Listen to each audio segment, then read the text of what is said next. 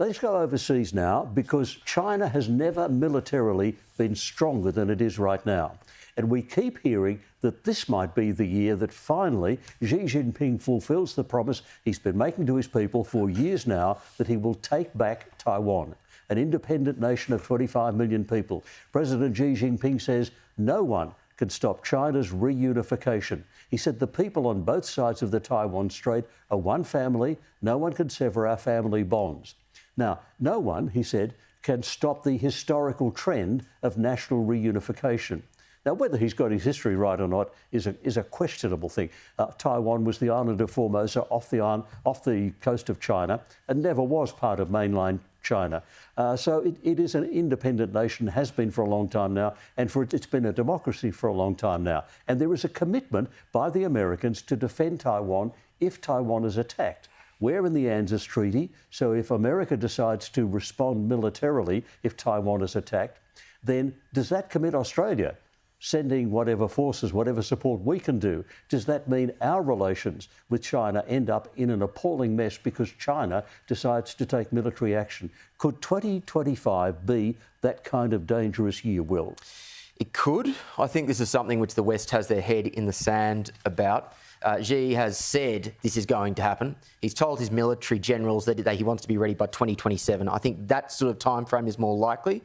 But I don't think we're taking this threat seriously. The one nuance I would say about this whole thing is I don't think this is necessarily a boots-on-the-ground invasion. I think it's something closer to an economic blockade. And I don't think the response is necessarily a military response. It will probably be the Trump-style economic tariff, economic warfare or cyber warfare that he's been floating. But the fact remains, this is probably the most serious threat that not enough people are talking about. Yes, we're not talking about it, we're not thinking about it, and yet we kept seeing during last year, we saw incursions into Taiwanese airspace repeatedly by Chinese military aircraft. I mean, are we likely to actually see a war in our region that Australia becomes involved in 2025? I really hope that we're not. And I think the reason why we're perhaps not talking about it more is because there's wars going everywhere in the world at the moment and people are sick of war. I'm sick of war. I'm sick of, wanting to be involved in wars, particularly as a nation. I think what makes things like this really difficult is the fact that we're allies with different people. And I mean, you only have to look at World War I and World War II to see how alliances are literally shaped like so much, particularly in World War II. And I just think, to be honest, that the US and Australia, we're not the hall monitors of the world. And I do think to a degree we have to be very careful. And I'll just finish this point. I know you look very desperate to say something, Will. But I just want to make this point. Our number one alliance should be America. Yet we've been in a military alliance with them since the 50s. Without them, we have no hope against China. So that's a very important relationship that we need to hold on to. But I will say this.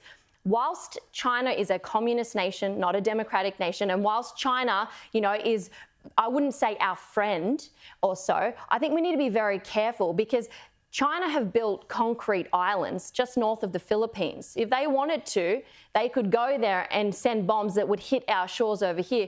Not only that, I think that we would tread very carefully due to our trade agreements with them. I don't agree with any of these, by the way, mind you, but stupidly, our politicians have set our country up so we're not self-sufficient. So we rely on these stupid things like this. So I just think we need to be really careful to not warmonger, to not try and get involved in wars like this, and perhaps wait in our wisdom as a nation to see what happens.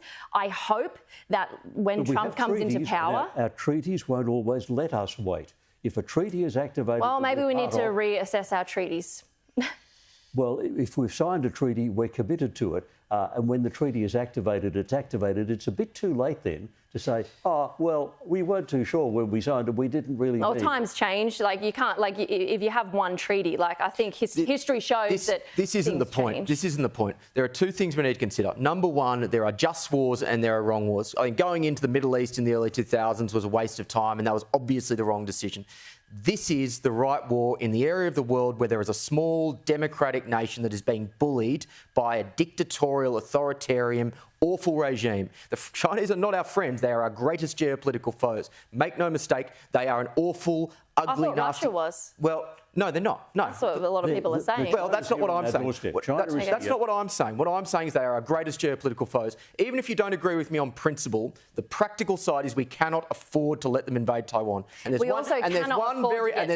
there's one very simple reason for that, and that is that Taiwan has 90% of the world's semiconductors manufactured in that country. If China takes control of that, then your iPhones won't be available by the time that is over. Maybe that's a good thing.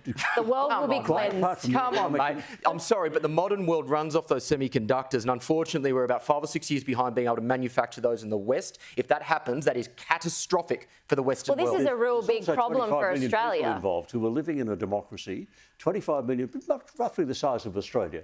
They have a democracy. They have freedom. We saw what happened in Hong Kong.